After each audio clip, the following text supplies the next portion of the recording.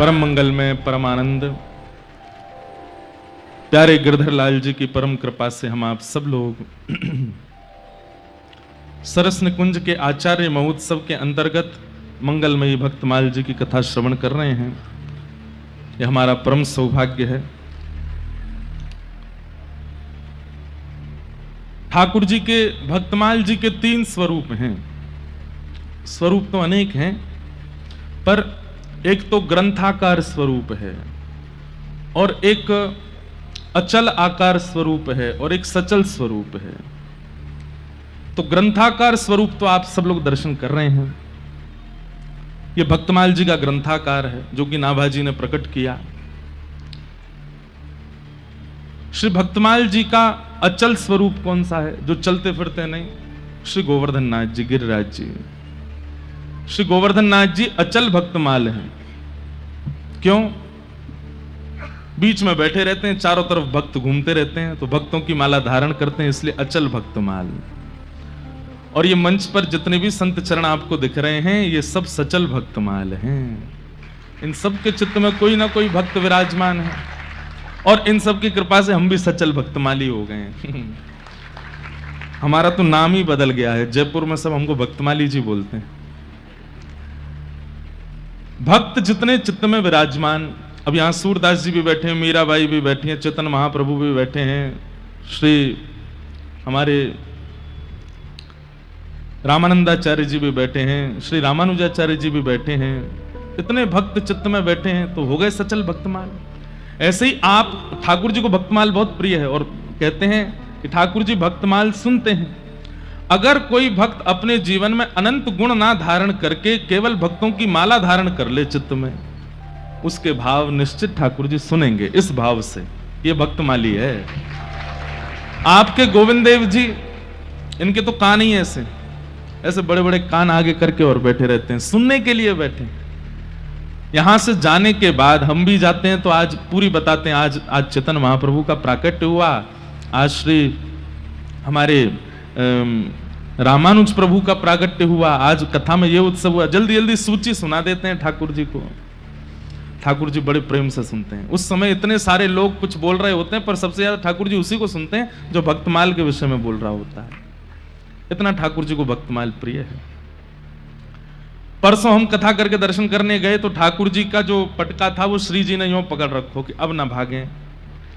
कल हम जब दर्शन करने गए तो क्या देखा, यहां ते श्री जी ने भी पकड़ रखो और यहां ते गैया ने भी पकड़ रखो। पीछे गैया खड़ी रहे ना, वहां ने पकड़ रखो है कि कहीं ये भक्तमालीन को देख करके दौड़न नहीं लगे। ठाकुर जी को अपनी भक्तों की कथा इतनी प्रिय है। हमें लगता है कि श्री चैतन्य महाप्रभु के भावावेश का अनुभव करने के बाद ही ठाकुर जी को भक्तमाल से इतना प्रेम हुआ होगा। जब चैतन्य महाप्रभु, ये बात हृदय से निकलने मत दीजिएगा पूरे चरित्र सुनते समय, कि श्री चैतन्य महाप्रभु श्री कृष्ण हैं और श्री कृष्ण अपनी ही प्रेम लक्षणा भक्ति, अपने स्वरूप, अपने माधुर्य का ही अनुभव करने के लिए आए हैं।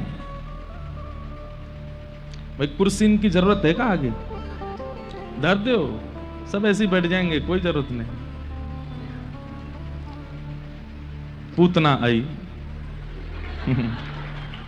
नहीं भैया नहीं है, वो कुर्सी है पूतना। कथा में जो विक्षेप हो वो पूतना है। क्या बता रहा था मैं? क्या बता रहे थे हम? हाँ, तो ये बात आपको चित्त से निकलने नहीं देनी है कि श्री चैतन्य महाप्रभु अपने ही रस, अपने ही रूप, अपनी ही माधुर्य, अपने ही प्रेम का आस्वादन करने के लिए श्री कृष्ण ही आए हैं। ऐसो कहा है मेरे रूप में, ऐसो कहा है मेरे नाम स्मरण में, ऐसो कहा है मेरे विरह में। जो ये ब्रजवासी विरह चुनते हैं, मुझे नहीं। क्यों? मथुरा कोई दूर थोड़ी था वृंदावन से। गोपियां चाहती तो दिन में 6 बार चली जाती, लेकिन नहीं आती। विरह को चुनती हैं। रुदन मंजूर है, व्याकुलता मंजूर है, लेकिन कृष्ण दर्शन के लिए मथुरा नहीं जा सकती। ठाकुर जी को तब से ही मन में यह बात है कि ऐसा क्या है इस विरह में, ऐसा क्या है इस व्याकुलता में। हुआ तो मेरी वजह से ही, पर ऐसा क्या है कि मुझसे भी अधिक प्रिय मेरा स्मरण हो गया। उसका आस्वादन करने के लिए श्री कृष्ण चैतन्य रूप में ठाकुर जी प्रकट हुए। और कल हम लोगों ने सुना, मेरे तो चित्त से वो भाव जा ही नहीं रहे हैं। हृदय भी किशोरी जी का है और कांति भी किशोरी जी की है, बस आए कृष्ण हैं। महाप्रभु जी का प्रादुर्भाव हुआ, बहुत विस्तृत चरित्र है महाप्रभु जी का। हम तो रात में 3 बजे तक पढ़ते हैं, पर सुबह उठते ही पढ़ने लगते हैं, ढूंढते हैं जहां जहां यत्र तत्र जो जो भाव मिलते हैं, क्योंकि कुछ भी इधर उधर बोल देंगे तो फिर संप्रदाय वाले हमको छोड़ेंगे नहीं, इसलिए हमको थोड़ा सोच समझ के निकालने पड़ते हैं। ये पहले नहीं थे ये संप्रदायों के ऐसी लड़ाई झगड़े आपस में, अब हो गए हैं, इसलिए सावधान होना पड़ता है। भाव तो केवल प्रेम का प्रादुर्भाव होना चाहिए किसी के भी चित्त में, आपके भाव से, आपकी वाणी से। आज हमने जो पद गाया, भैया ने कहा कि ये पद गाइए, मेरा मन था कि आज हम कोई वर्षा का पद गावें, पर आपने तुरंत बोले नहीं, मैं तो पहले ये वाला पद सोच के रखा, तो हमने राग वर्षा का लिया और पद गाया। तो मानो ऐसा लगा कि श्री ठाकुर जी ही किशोरी जी से कह रहे हैं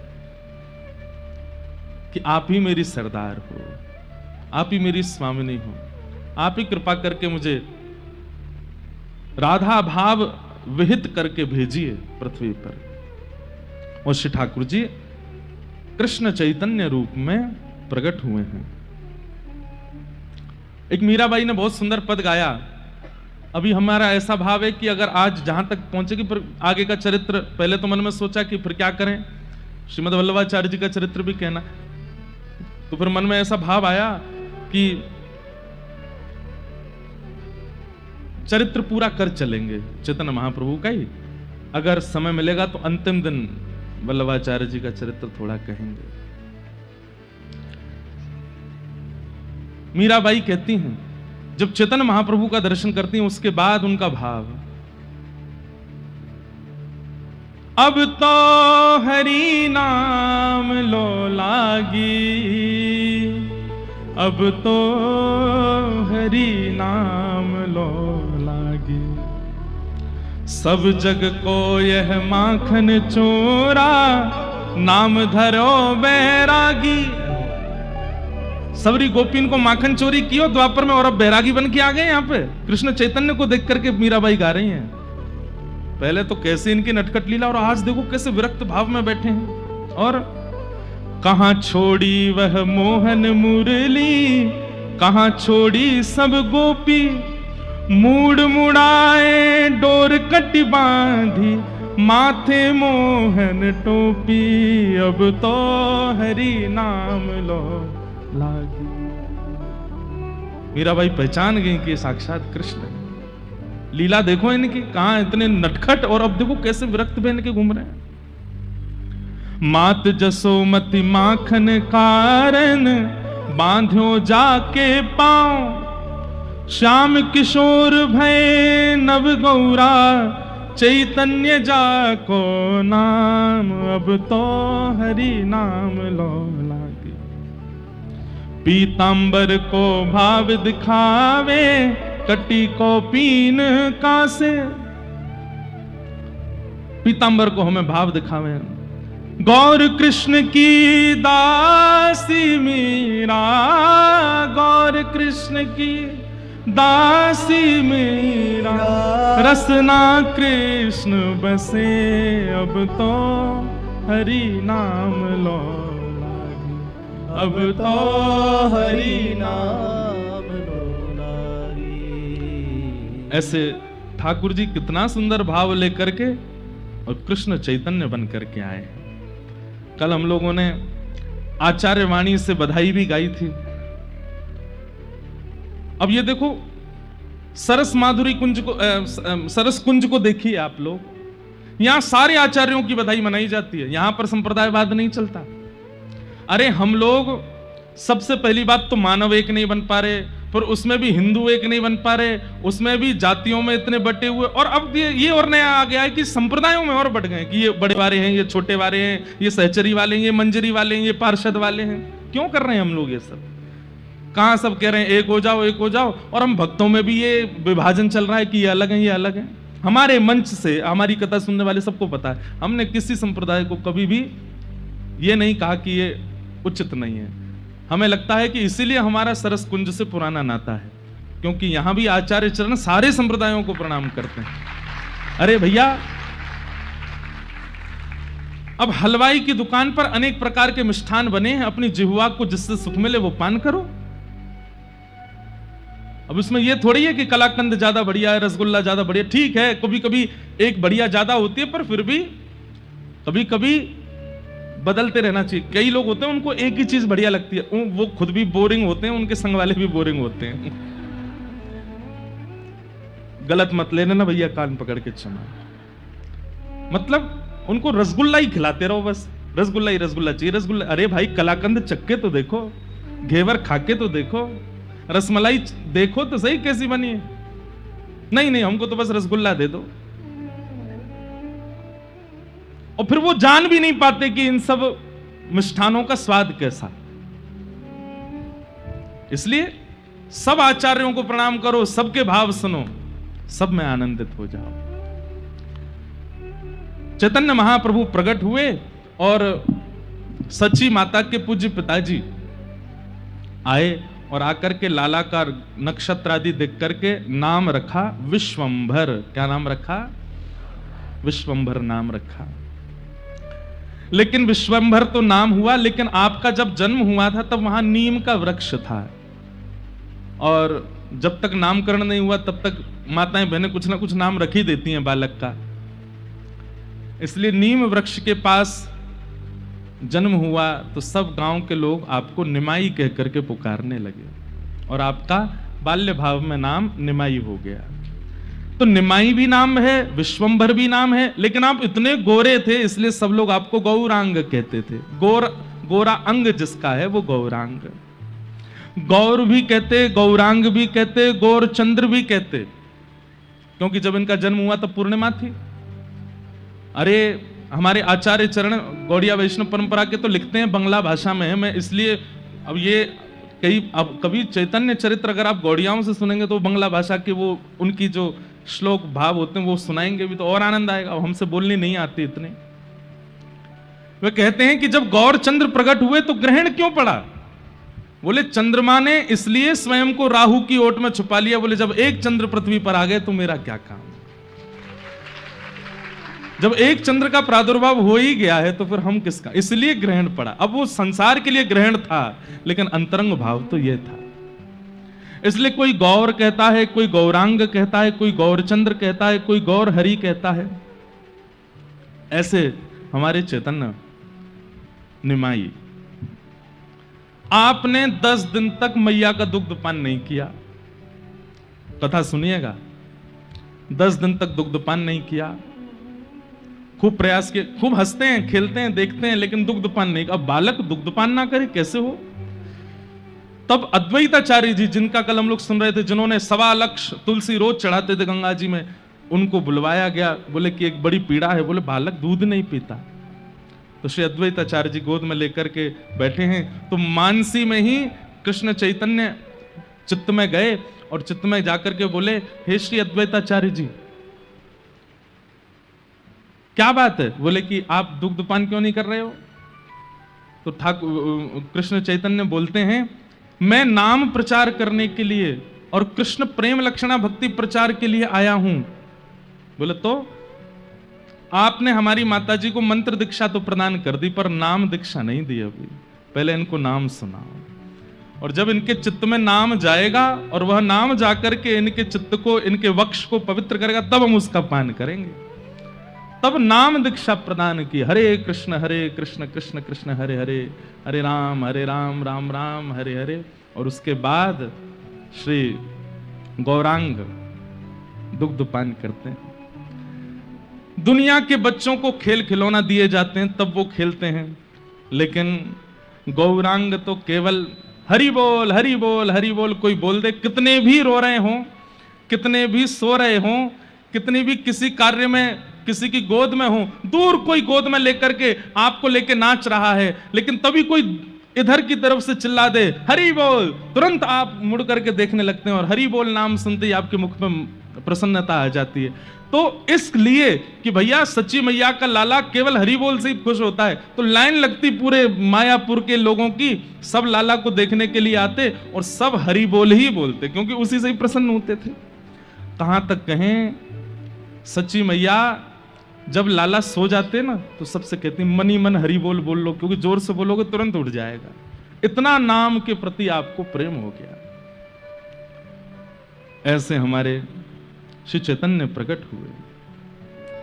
धीरे धीरे आप जब बड़े होने लगे, हम तो चैतन्य चरित्र जब पढ़ रहे थे तो ठाकुर जी का अनुभव हो रहा था कि जैसे मानो कृष्ण लीला सुन रहे हो। देखो ये भी सुनने आए हैं, इधर देखो, इधर देखो।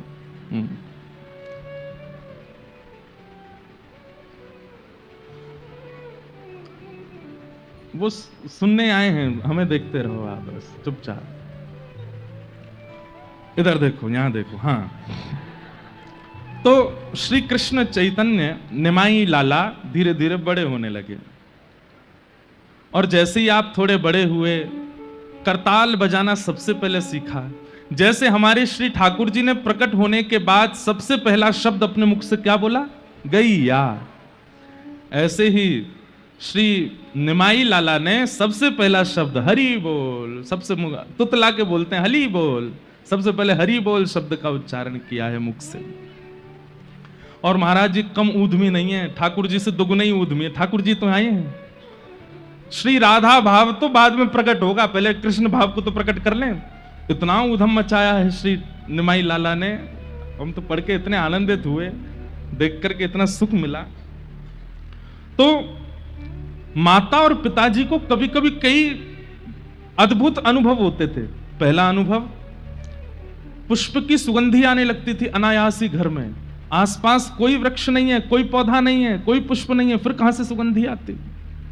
कभी चंदन की सुगंधी आने लगती, कभी कभी ऐसा लगता कि कोई वीणा बजा रहा है, कोई वंशी बजा रहा है, कोई मधुर तान छेड़ रहा है, कोई अलाप लगा के गा रहा है, ऐसी सुंदर ध्वनि आती। आप दोनों जाकर के बाहर देखते तो कोई नहीं दिखाई देता। और एक दिन तो आश्चर्य हुआ, जैसे ही निमाई लाला 1 वर्ष के आसपास के भय, मैया उंगली पकड़वा करके जैसे चलाना शुरू करती है, और धीरे धीरे आप जैसे ही चलने लगे तो मैया की उंगली छोड़ करके जब स्वयं संभल करके चलने लगे, तो मैया क्या सुनती है कि ये पग धरते हैं और बिना पायल की छम छम छम आवाज आती है, नूपुरों की ध्वनि सुनाई देती है। और जैसे ही इनको उठा लेती हैं तो वो ध्वनि बंद हो जाती है, फिर छोड़ती हैं तो फिर ध्वनि नहीं आती। ये सारे अनुभव सच्ची मैया को हो रहे हैं। बिना पायल के ध्वनि आना, बिना वृक्षों के, बिना चंदन के, बिना पुष्पों के सुगंधी आना, बिना वाद्यों के ध्वनि सुनाई देना। रूप, रस, स्पर्श, गंध और शब्द, ये 5 इंद्रियों को सबसे पहले अनुभव होता है ठाकुर जी का। बहुत ध्यान से सुनिएगा। सबसे पहला अनुभव किसका होगा? अगर ठाकुर जी आपके समीप आएगा, सबसे पहले किसको पता चलेगा? बताओ, किसको पता चलेगा? नासिका। सबसे पहले सुगंधी आवेगी। और दूसरा अनुभव किसको होगा? त्वचा। जैसे कई बार अनुकूल हवा नहीं होती, लेकिन जैसे ही ठाकुर जी आसपास होंगे ना, तो वायु में कुछ ऐसा आकर्षण होगा कि बस आपको खड़े रहने में सुख मिलेगा। अरे कहां तक गए, जिस समय ठाकुर जी आसपास होंगे और उस समय की वायु अगर आपका स्पर्श कर रही होगी, कोई व्यक्ति आपको मार भी रहा होगा तो आपको पीड़ा नहीं होगी, क्योंकि वायु ही इतना सुख दे रही होगी। दूसरा अनुभव त्वचा को होगा। तीसरा अनुभव कानों को होगा। कोई सामने वाला तीव्र वेग से भी बोल रहा होगा ना, अभद्र, आपको ये लगेगा कि ये तो वायलेंस ही बजा रहा है, मोते हैं कैसे या कि सितार से निकल रहे। आहा, कभी संतों को देखा हमारे ब्रज में, ऐसे कैसे अद्भुत संत हैं, कई लोग उनके साथ कितना बुरा व्यवहार कर देते हैं, लेकिन फिर भी वो भैया ठीक है कोई बात नहीं, अरे आपको इसमें दोष नहीं दिखा, अरे कोई बात नहीं, जग को जीव है, कितना भी बुरा बोल दो उनसे, उनको बुरा ही नहीं लगता। क्यों नहीं लगता? ठाकुर जी के उपस्थिति का ये प्रमाण है कि शब्द बड़े ही कर्कश हैं, लेकिन आपको मधुर ही लगते हैं और आपके चित्त को उससे वेदना नहीं होती। रूप, सुगंधी, स्पर्श, शब्द, और फिर चौथा अनुभव होगा नेत्रों को, दर्शन। फिर जो दिखेगा, जित देखूं उतित श्याममयी है, सब अच्छे अच्छे ही लगेंगे। चाहे कितनों घोर नास्तिक आ जाए, वहां में वो गुण दिखेगो। और फिर अंतिम रस जो है ये देने में ठाकुर जी विलंब कराते हैं, और ये रस क्या है? अधरामृत। ये इतनी तीव्रता से नहीं मिलता, इसके लिए थोड़ा प्रतीक्षा करनी पड़ती है, तब ठाकुर जी ये रस देते हैं। सच्ची माता को और श्री जगन्नाथ मिश्र जी को सारे अनुभव हो रहे हैं, सब में गुण दिख रहे हैं, सब जगह ध्वनि सुनाई दे रही है, सब जगह सुगंधी आ रही है, और सब जगह त्वचा को अद्भुत अनुभव हो रहा है, क्योंकि लाला के आने से ये सब अनुकूल हो गया है। एक दिन आप आंगन में बैठे थे, तभी एक सर्प आया, और गांव का वो सर्प भीतर आकर के जैसे ही बैठा, मैया अपने काम में लगी थी, पिताजी कहीं बाहर गए थे। सर्प आया, आगे आकर के फन फैला करके बैठा। थोड़ी देर तो नमाई लाला उसको देखने लगे, थोड़ी देर उसको ऐसे पकड़े, वो फिर फन मारे, कभी इधर हो कभी इधर हो। इतने में ही आपको भावावेश आ गया, बोले अच्छा रे शेषनाग हमसे भाग रहे हो, चलो कुंडली मारो। सर्प ने तुरंत कुंडली मारी और निमाई लाला उस पर ऐसे जाकर के लेट गए। तुरंत भावावेश आ गया कि हम तो ठाकुर जी हैं, ये तो हमारी शयन सैया है, और ऐसे लेटे ही नहीं है, उस पर सो गए। बहुत दिनों बाद हमारो बिस्तर मिलो है, सो जाए नहीं। जैसे कोई लोग बहुत बात घूमते रहते हैं ना, नए नए बेड मिलते हैं तो नींद नहीं आती, अपने घर की याद करते हैं, हमारे घर का बिस्तर कब मिलेगा। तो आज मानो ठाकुर जी को सर्प मिले, तो ठाकुर जी बोले आजा भैया कुंडली मार ले। तो जैसे लेटे बोले हाँ ये हमारा बिस्तर है, उस पर चैन से प्रेम से सो गए। इतनी में सची मैया आई। सची मैया को जैसे सर्प ने देखा, मैया ने ये दृश्य देखा, उनके हाथ से तो थाल छूट गया, थाल की जोर की आवाज हुई, सर्प तो वहां से भागा। लेकिन निमाई लाला प्रेम से मैया आकर के देखे कहीं दस्त तो नहीं गया, कोई पीड़ा तो नहीं, पर वो तो बिल्कुल आनंद में है। मतलब आपको चैतन्य चरित्र में एक चीज का अनुभव होगा, ये भक्त भी हैं, ये भगवान भी हैं, और ये विरही भी हैं, तीनों। लेकिन भगवद आवेश ज्यादा नहीं होगा। मतलब ये क्योंकि ठाकुर जी है ना, तो कभी कभी उनको याद आ जाता है कि मैं भगवान हूं। अभी आगे सुनेंगे, कभी षडभुज हो जाएंगे, कभी चतुर्भुज हो जाएंगे, फिर दोबारा अपने उन रूपों को विराजमान कर लेंगे, नहीं नहीं मैं तो भक्त हूं। तो राधा भाव भी प्रकट होता है, परमात्मा भाव भी प्रकट होता है, भक्त भाव भी प्रकट होता है, सारे भाव एक साथ हैं। जैसे ही आप थोड़े से बड़े हुए, आपके ऊधम शुरू हो गए। और क्या ऊधम मताचे हैं। तीर्थ यात्री आते हैं, गंगा के तट पर आकर के सब अपनी भोग सामग्री सजाते हैं और भाव रखते हैं कि हे ठाकुर जी आप यहीं से भोग लगा लो। जैसे ही वो नेत्र बंद करके बैठते हैं, इतने में निमाई लाला दौड़ करके जाते हैं और उनके सामने बैठ के उनका ही भोग खाने लग जाते हैं। जैसे ही नेत्र खोलते हैं, लाल इनको देख करके पीछे भागते हैं, अरे तू कौन का बालक है, तुम क्यों खा गए? तुमने बुलाया इसलिए खाने आया। बोले हमने थोड़ी बुलाया था, हम तो भगवान को बुला रहे थे। अब ये तो चरित्र में नहीं लिखा, लेकिन मुझे ऐसा लगा कि श्री कृष्ण चैतन्य जी बोल गए होंगे हम ही तो जय जय हैं, हम तो आमेंगे, जय जय हम ही तो हैं। तो कभी तीर्थ यात्री आ जाते हैं, सच्ची मैया से आकर के शिकायत करते हैं, बोले मैया ये अपने लाला को संभालो। गंगा घाट पे पंडा पुरोहित आ जाते हैं, बोले तीर्थ यात्रियों का प्रसाद खा जाता है, किसी के चना खा गए, किसी के चनौरी खा गए, किसी के पेड़ा खा गए। मैया समझाती बोले लाला घर में कोई कमी, तुम काय को गंगा जी पे जाते हो, वहां जाके क्यों खा जाते हो? अब नहीं खाऊंगा मां।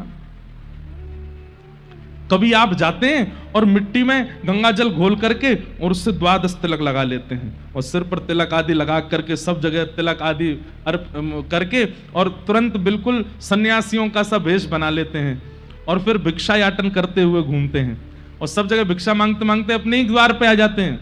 अरे मां तेरा भला होगा, भिक्षा दे दो। मैया निकल करके आती है, बोले अरे लाला तू ये कहा करे। ऐसे सब अभिनय करते हैं। कभी मटकी उठा लेते हैं और मटकी उठा करके दोनों तरफ से मटकी बजाते हैं और फिर खूब प्रेम से कीर्तन करते हैं। आपके भी कई सारे सखा हो गए, उन सखाओं को लेकर के खूब मायापुर में आनंद की बहार आ गई है। जैसे वहां गोपियां उल्हाने लेकर के आती हैं यशोदा मैया के यहाँ, ऐसे यहां पे भी उल्हाने आते हैं। लेकिन उल्हाने लेकर के आते हैं, जैसे ही गौर हरि को देखते हैं भूल जाती हैं क्या उल्हाना देना था, भूल जाती है। मैया से कुछ कह ही नहीं पाती। मैया कहती कोई काम था, दाल भात दे दो मैया। बात खत्म हो गया घर पे।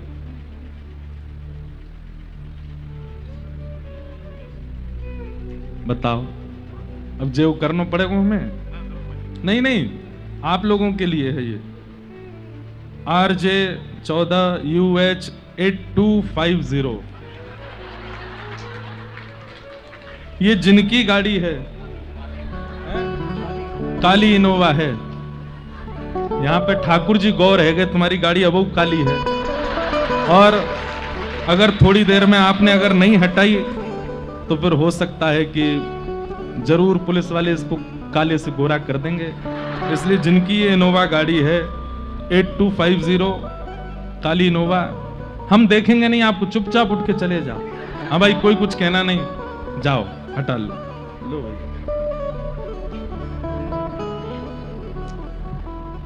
तो ऐसे निमाई लाला की गौर हरि की लीलाएं चल रही हैं। आपके बड़े भाई का नाम विश्वरूप जी, कल हम लोग सुन रहे थे, ये श्री बलराम जी के अवतार हैं। और ये बाद में सन्यास लेकर के जब जाएंगे तब यही श्री नित्यानंद महाप्रभु से मिलकर के उनमें ये दोनों एक ही हो जाते हैं। फिर श्री नित्यानंद महाप्रभु के रूप में श्री बलराम जी ठाकुर जी के साथ रहते हैं। तो आपके बड़े भाई विश्वरूप जी ये अद्वैताचार्य जी की पाठशाला में पढ़ते थे। गौर हरि अब थोड़े से बड़े हो गए, तो मां इनको भेजती थी, जाओ पाठशाला से बड़े भैया को बुला लाओ। तो ये अद्वैताचार्य प्रभु के यहां जाते थे, वही प्रभु जो इनको बुलाने के लिए इतनी प्रार्थना की। अब ये जैसे ही द्वार पर जाते, छोटे से इनको देख करके श्री अद्वैत प्रभु के तो नेत्रों से आंसू आ जाते, हाथ पैरों में कंपन होने लग जाता कि मेरे प्रभु आए हैं। लेकिन ये आकर के प्रणाम नहीं करते थे अद्वैताचार्य जी को। जो गुरु जी हैं सब प्रणाम कर रहे, तो फिर इनको विश्वरूप भैया कहते, बोले प्रणाम करो, गुरु जी हैं। तो जैसे ही प्रणाम करने के लिए, बाकी सब बालकों का प्रणाम अद्वैत प्रभु स्वीकार करते, लेकिन जैसे ये प्रणाम करते तो श्री अद्वैत प्रभु उठा लेते, नहीं नहीं आप तो खड़े ही रहो सामने। बोले हम पहले ही नहीं कर रहे थे, भैया करवा रहे हैं। ऐसी इतने उधम किए हैं श्री गौरांग प्रभु ने, खूब आनंद। तब बोले मां बुला रही हैं आपको, जल्दी चलो। विश्वरूप बोले अभी तो पाठशाला का समय पूरा नहीं हुआ, फिर क्यों बुला रही हैं? बोले चलो। घर जैसे ही गए तो वहां पे तो कई सारे लोग बैठे थे। विश्वरूप जी बोले मां अभी पाठशाला पूरी नहीं हुई, आपने मुझे क्यों बुलाया? बोले अब तुम्हारी आयु हो गई है, अब तुम्हारे विवाह की चर्चा हम चला रहे हैं और तुम्हारा विवाह निश्चित करने का भाव है। विश्वरूप जी ने ये बात सुनी, आप माता पिता से बोले मुझे विवाह नहीं करना।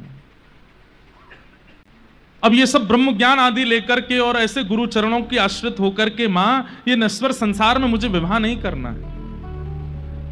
आप लोगों से मेरी प्रार्थना है, जिस कार्य को मैं कर ही नहीं सकता, जिसमें मेरा हृदय नहीं, उसमें जबरदस्ती करके मेरा और किसी अन्य का जीवन आप खराब मत कीजिए। माता पिता ने खूब समझाया, लेकिन आपने उनकी नहीं मानी। घर में तो बड़ा मातम जैसा होने लगा, मां रो रो के बेहाल हो गई। इसलिए पढ़ा लिखाया था कि तुम कल को सन्यास ले लो। बोले मां पढ़ाई लिखाई से सन्यास का भाव नहीं, जगत की वास्तविकता पहचान हो गई है, इसलिए सन्यास की इच्छा है। और श्री विश्वरूप जी सन्यास लेकर के घर से चले गए, विवाह नहीं किए। अब यहां विश्वरूप जी का तो जाना हुआ, घर में मां इतना रोती है, पिताजी इतने परेशान रहते हैं। तब गौरांग जाते हैं और जाकर के मैया की गोद में कहते हैं, मैया जितनी कामनाएं बड़े भैया से आपको थी वो सब मैं पूरी कर दूंगा, आप ऐसे रो मत, मैं हूं ना आपके पास, मैं आपकी सेवा करूंगा, मैं आपके पास रहूंगा। उनसे थोड़ी सांत्वना होती। अब गौर हरि जाने लगे पढ़ने के लिए विद्यालय। अब पढ़ाई से जो आने का समय, उसमें कभी एक आध घंटा ज्यादा लग जाता तो मैया को इतनी चिंता होती। मैया बोली बड़ा बेटा जैसे पढ़ लिख करके चला गया, कहीं ये छोटा वाला भी नहीं चला जाए। उन्होंने एक दिन जगन्नाथ मिश्र जी से बात की, बोले कि इसका विद्यालय भी बंद करा दो, ये भी चला जाएगा नहीं तो हमको छोड़ छाड़ के। और श्री गौर हरि जी का विद्यालय वहीं रुकवा दिया। उन्होंने पूछा आप मुझे विद्यालय क्यों नहीं जाने देते? बोले नहीं बस हो गई पढ़ाई, जितना तुमको जरूरत थी उतना तुम पढ़ लिए, इससे ज्यादा की आवश्यकता नहीं है। खूब कहा माता पिता को, खूब समझाया कि आप मुझे जाने दीजिए विद्यालय पढ़ने के लिए, लेकिन माता पिता नहीं माने। तो भैया हैं तो आचार्य चरण ना, कई बार बातों से नहीं समझाते तो करके समझा देते हैं। इतने में आपने क्या किया, ध्यान से सुनना।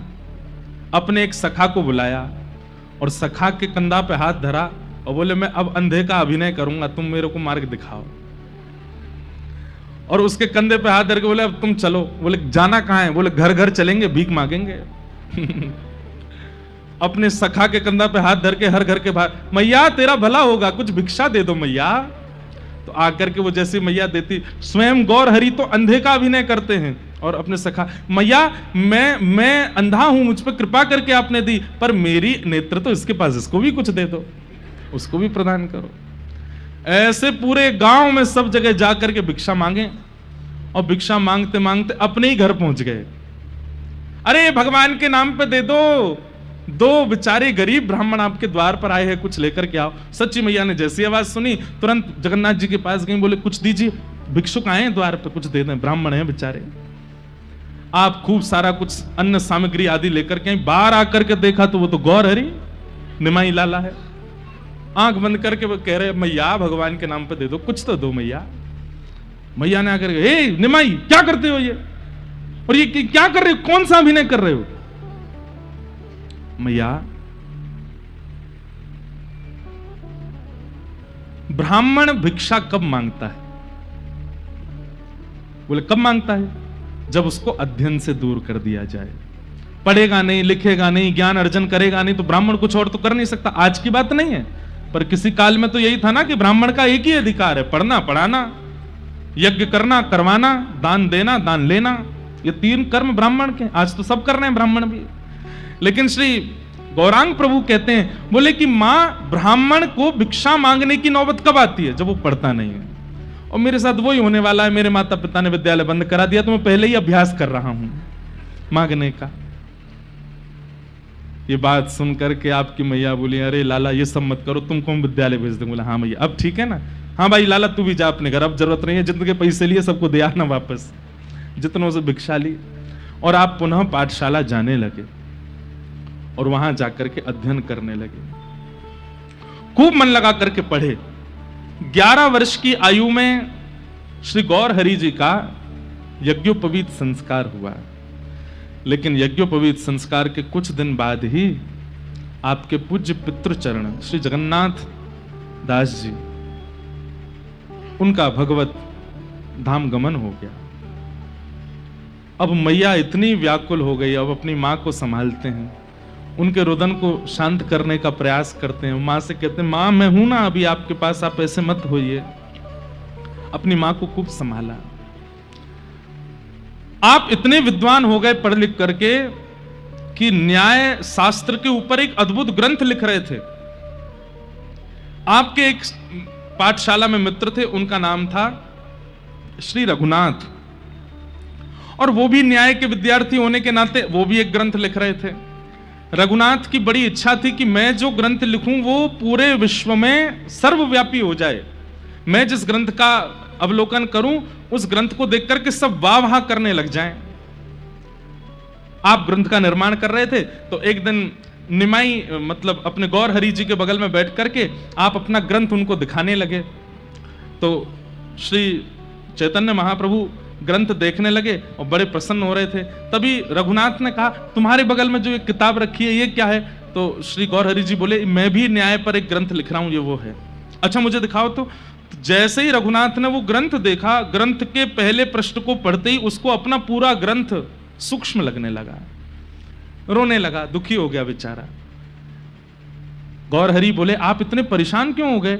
मेरा ग्रंथ पढ़ के अच्छा नहीं है? बोले नहीं, मैं तुमको छुपाना नहीं चाहता, मैं सत्य बताऊं तो मैं ऐसा ग्रंथ लिखना चाह रहा था जो कोई और लिख ही नहीं सके, पूरे विश्व में मेरे ग्रंथ की ख्याति हो जाए। पर तुम्हारा ग्रंथ पढ़ करके तो मुझे अपने ग्रंथ बहुत सूक्ष्म लग रहा है। यह सुनते ही अपने मित्र के नेत्रों में आंसू देखते ही श्री चैतन्य अपना ग्रंथ उठाते हैं और जाकर के गंगा जी में प्रवाहित कर देते हैं। बोले मेरे ग्रंथ को गंगा जी में रहने दो, तुम अपने ग्रंथ को अवलोकन करो, उसका खूब श्रेष्ठ बनाओ। ये दया भावना देख करके इनके जो मित्र रघुनाथ थे वो बहुत रोए, हृदय से लगा लिया। तुम कितने करुणा है तुम्हारी चित्त में। ऐसे आपकी सुंदर भावना रहती थी। अब धीरे धीरे पठन पाठन तो पूरा हो गया, आप पाठशाला में पढ़ाने लगे। और ये तो होता ही है कि बालक जैसे अध्ययन से निवृत्त होता है, माता पिता फिर बस उसको दूसरी चीज में डालना चाहते हैं, इसका ब्याह करो। निमाई लाला का अध्ययन पूर्ण हो गया, उसी पाठशाला में आप पढ़ाने लगे बालकों को। माँ ने सोचा कि अब ये भी चला जाता है, पिताजी है नहीं है, बड़े भाई घर छोड़ के चले गए, मैं अकेली रहती हूं, अब इसका ब्याह करा देते हैं।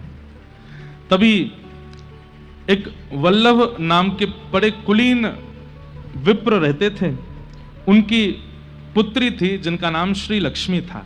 एक बड़ी सुंदर कथा आती है कि जब ये बचपन में बहुत ऊधम मचाते थे गौर हरि, तो गंगा घाट पर आकर के पूजा करने वाले लोगों के आगे जब वो आंख बंद करके बैठे होते तो ये आके सामने बैठ जाते थे ऐसे, और जब नेत्र खोलते थे तो वो सब कहते अरे ये क्या कर रहे हो, बोले मैं ही जय जय हूं।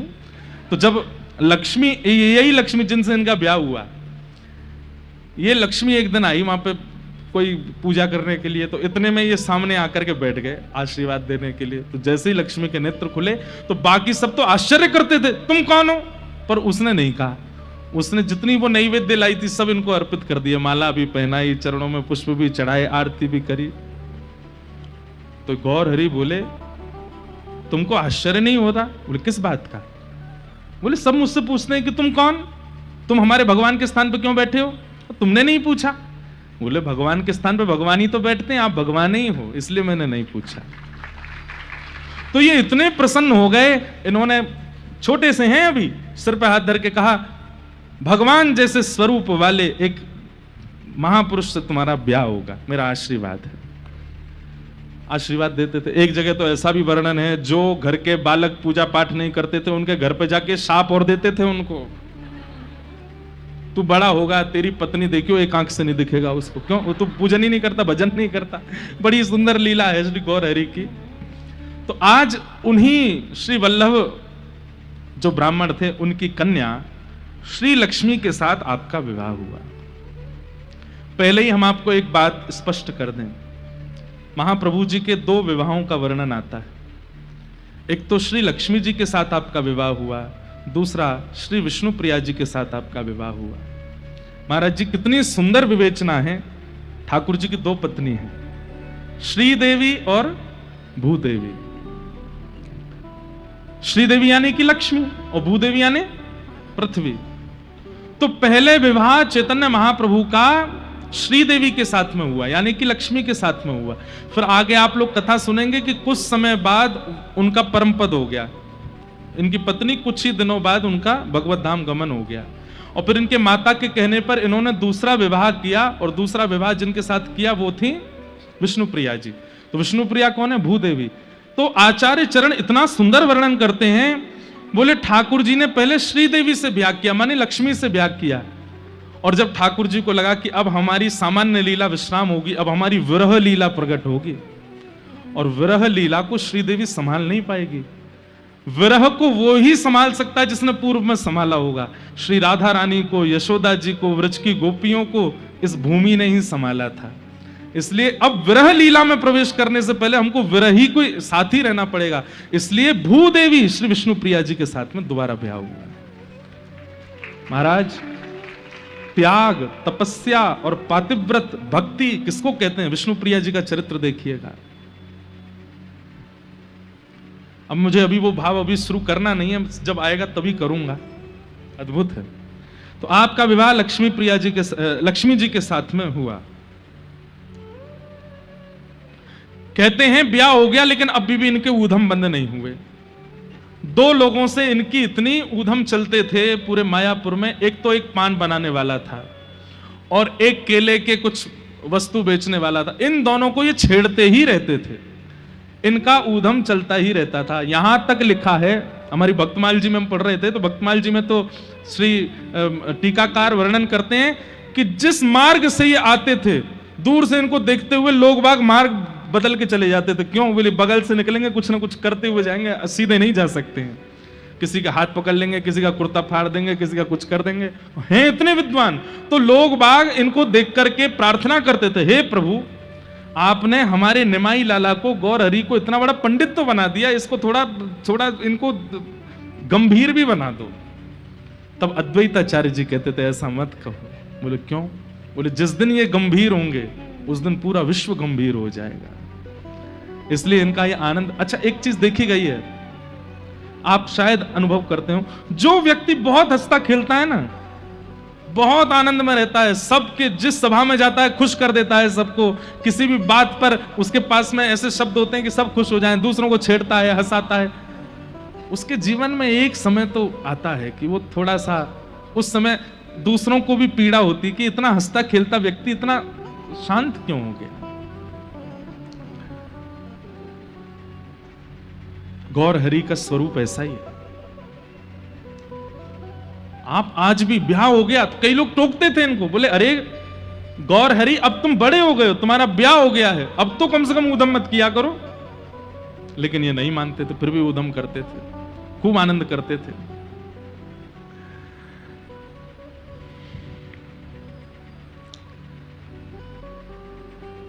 कुछ समय विवाह को पूर्ण हो गए और आपकी पत्नी श्री लक्ष्मी देवी जी का परम पद हो गया। भगवत विरह में उनका परम पद जब हुआ तो आप बहुत व्याकुल हो गए, लेकिन आप मनी मन जानते थे कि यह होना था, क्योंकि अब जब मैं विरह भाव में प्रवेश करूंगा तो मेरी स्थिति देख करके इनका परम पद होता, तब मुझे ज्यादा पीड़ा होती। ये मेरी स्थिति सह नहीं पाती, इसलिए इनका जाना आवश्यक था। मां बहुत व्याकुल होने लगी, बड़ा बेटा भी चला गया, पतिदेव भी चले गए, बहू आई, बहू भी चली गई। गौर हरि हृदय से लगाते बोले ना मां, सब मंगल होगा, आप चिंता मत करो, सब मंगल में होगा। तभी मायापुर में एक सनातन मिश्र नाम के ब्राह्मण रहते थे, उनकी कन्या जिनका नाम था विष्णुप्रिया। ये विष्णुप्रिया जी महाप्रभु चैतन्य से 10 वर्ष छोटी थी, और ऐसा वर्णन करते हैं कि जब इनका जन्म हुआ तब महाप्रभु चैतन्य कितने वर्ष के थे? 10 साल के। तो उनका तो काम ही यही था कि मायापुर में कोई भी बालक जन्म लेता था, सबसे पहले बधाई गायन करने के लिए यही जाते अपनी टोली लेके। जैसे ही सनातन मिश्र के यहां पर लाली ने जन्म लिया, घंटे घड़ियाल बजने लगे, सब लोग बधाई बधाई कहने लगे। ये गंगा जी के तट पर अपने सखाओं के साथ बैठे थे, तभी इन्होंने सुना ये आवाज कहां से आ रही है। बोले अरे एक सनातन मिश्र हैं, उनके यहां लाली हुई है। आप सब सखाओं के साथ दौड़ करके गए। आप गए तो इसलिए थे कि चना चनौरी मिलेंगे खाने को, आप गए तो इसलिए थे कि मेवा बाटी कुछ मिलेगी। और जैसे एक छोटा बालक जन्म लेता, थोड़े बड़े बालक होते हैं, बड़े उसको आश्चर्यजनक होकर के देखते हैं, ये कैसे हाथ हिला रहा है, ये कैसे चरण हिला रहा है। तो छोटे से महाप्रभु जी 10 वर्ष की अवस्था में गए, और सनातन मिश्र जी ने जब इन बालकों को देखा तो उनको सबको भीतर बुलाया और पलना के पास लेकर बोले ये रही लाली। तो चारों तरफ खड़े होकर के सब बालक देख रहे थे, कोई ताली बजा रहा है, कोई चुटकी बजा रहा है, लाली को खिला रहे।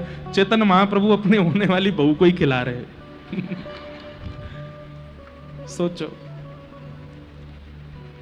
आचार्य चरण कहते हैं, बोले रामावतार में सीता जी का जन्म जनकपुरी में और श्री राघव जी का जन्म अयोध्या में, कृष्णावतार में किशोरी जी का जन्म बरसाने में और लाला का जन्म गोकुल में।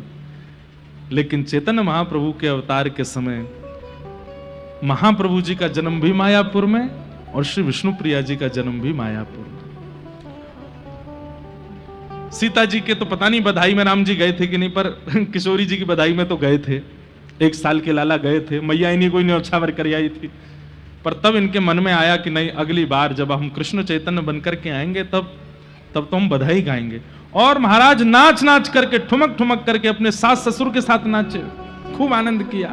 लाली भैया बधाई हो, आनंद भयो। बाद में जब कुछ समय फिर तो आगे लीला पूरी हो गई, आपकी पत्नी का देहावसन भी हो गया, कुछ वर्ष निकल गए।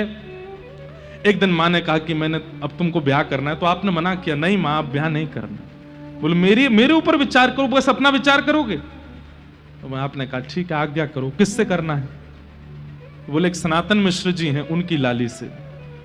तो महाप्रभु जी बोले उस लाली की बधाई गायने में तो मैं ही गया था, वहां तो मैं अपने सखाओं के साथ गया था।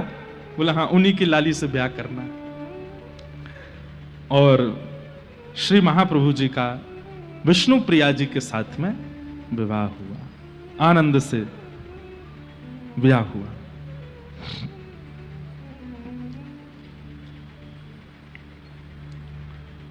कुछ समय आप विवाह कार्यों में रहे, 3 महीने व्यतीत हो गए थे विवाह को, और तब आपके मन में आया कि मुझे पितृ कार्य पूर्णता के लिए अब गया जी जाना चाहिए। बहुत सावधानी से सुनिएगा। जैसे भगवान कृष्ण की लीला 3 भागों में बटी है, बाल लीला, फिर उसके बाद अपनी मथुरा लीला और फिर द्वारिका लीला, ऐसे ही श्री चैतन्य महाप्रभु की लीला भी 3 भागों में। तो बाल लीला और आनंद की लीला तो विश्राम हो रही है, अब यहां से विरह लीला प्रारंभ होगी। सर्वप्रथम आपको विरह आवेश कब हुआ? आपने अपनी माताजी से आज्ञा मांगी कि मां, मुझे पितृ कार्य करने के लिए, पिंडदान आदि करने के लिए अब गया जी जाना है, आप आज्ञा दें।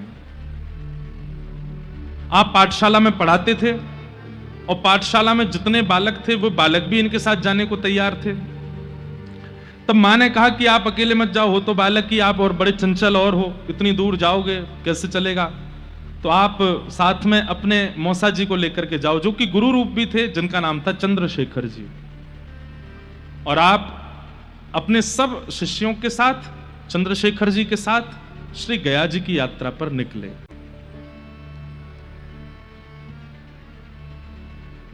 शास्त्र की ऐसी आज्ञा है कि जिस किसी भी स्थान पर जाते हैं वहां की महिमा सुनते हुए जाना चाहिए। आपने शास्त्रों में गया जी की महिमा पढ़ी थी, लेकिन आज सब लोग बैठे थे रास्ते में ही सब सुनते हुए जा रहे हैं, तब आपने कहा गया जी की महिमा क्या है?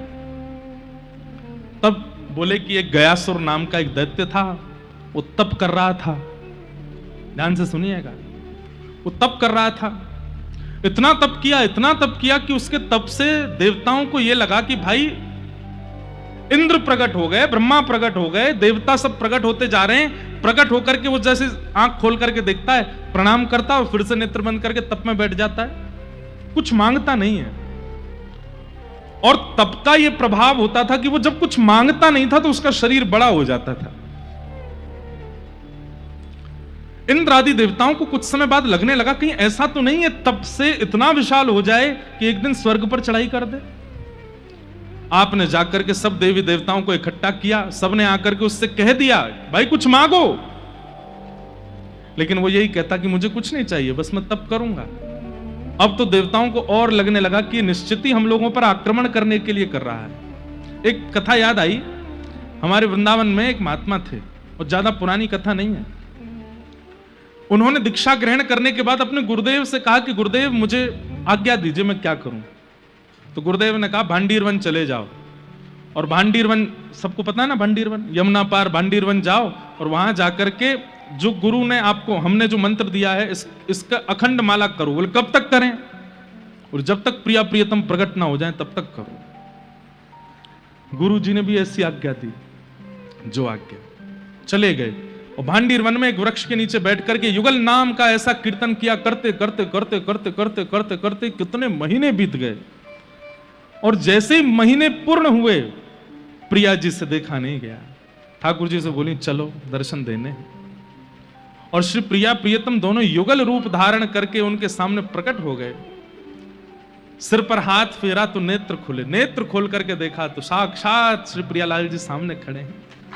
आपने उनको दंडवत प्रणाम किया। अब हुआ क्या? प्रकट तो हो गए ठाकुर जी, अब प्रकट होकर उनका दर्शन कर रहे हैं।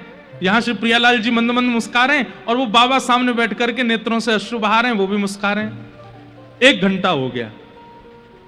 ठाकुर जी बोले श्री जी कहा विचार है? बोले ये कुछ कहें तो फिर आगे बात, तो कुछ बोल ही नहीं रहे। ठाकुर जी बोले बाबा कुछ बोले गो? क्या बोले भैया, आपने युगल मंत्र गाया, हम दोनों प्रकट हो गए, तुम बस प्रणाम करके बैठे हो, कुछ मांगना हो तो बताओ। तो आप करुण भाव से बोले गुरुदेव ने मांगने के लिए नहीं बोला था, गुरुदेव ने केवल कहा था कि प्रियालाल प्रकट हो जाएं तब तक तप करना है। आप प्रकट हो गए। मांगने की आज्ञा गुरुदेव ने नहीं दी थी। ये भाव सुनते ही श्री जी के नेत्र सजल हो गए। कैसी निष्ठा अपने गुरु में। हमें पता चल जाए कि उस पेड़ में भगवान है तो महाराज पेड़ को घर ले जाने तक की नौबत ले आएंगे हम। यहां साक्षात ठाकुर जी सामने प्रकट हो गए, लेकिन उनको याद ही नहीं, वो जानते ही नहीं कि मुझे क्या मांगना है। मेरे पास ना बुद्धि है, ना मन है, ना कुछ है, सब गुरु जी हैं। उन्होंने आज्ञा नहीं दी थी कि कुछ मांगो। प्रिया जी बोली, ये इतने श्रेष्ठ शिष्य हैं, इनके गुरु को भी नहीं पता होगा ये। तो लाल जी बोले अब क्या करना। तो प्रिया जी ने आज्ञा दी, बोले एक काम कीजिए, अपने गुरु जी से पूछ के आओ। प्रिया लाल जी आए, क्या मांगो। तो आप दौड़े दौड़े अपने गुरुदेव के पास गए। महीनों बाद गुरु जी ने देखा दाढ़ी बढ़ गई थी, जटाएं निकल आई थी, देख के पहचान भी नहीं पाए। कौन हो? बोले कि आपका शिष्य हूं, आपने आज्ञा दी थी भांडीर वन में। अरे मैंने कहा था प्रियालाल जी नहीं आए। बोले प्रियालाल जी आ गए। तो गुरुदेव सुन के आश्चर्य कर, प्रियालाल जी आ गए? हाँ, प्रतीक्षा कर रहे हैं भांडीर वन में और खड़े हैं। बोले क्यों? बोले प्रकट होकर के बोले मांगो। तो मैंने कहा गुरुदेव ने कहा था केवल प्रियालाल जी प्रकट हो जाए तब तक जप करो, मांगने की आज्ञा आपने नहीं दी थी तो मैं पूछने आऊं, वो आ गए, क्या मांगू। गुरुदेव ने हृदय से लगा लिया। बोले धन्य है, मैं धन्य हो गया तुझे पा करके। सच में खड़े हैं? बोले हाँ। गुरुदेव हाथ पकड़ के गए तो देखा तो श्री प्रियालाल जी वहां प्रतीक्षा कर रहे थे, थोड़ी पे हाथ धरे और सामने से शिष्य गुरु को लेकर के आए। गुरुदेव ने प्रणाम किया और बोले अब क्या मांगू गुरुदेव बताइए। बोले बस ये दोनों राजी रहें, ये दोनों प्रसन्न रहें, यही मांगो और कुछ मत मांगो। भैया ऐसी गुरु निष्ठा होती है।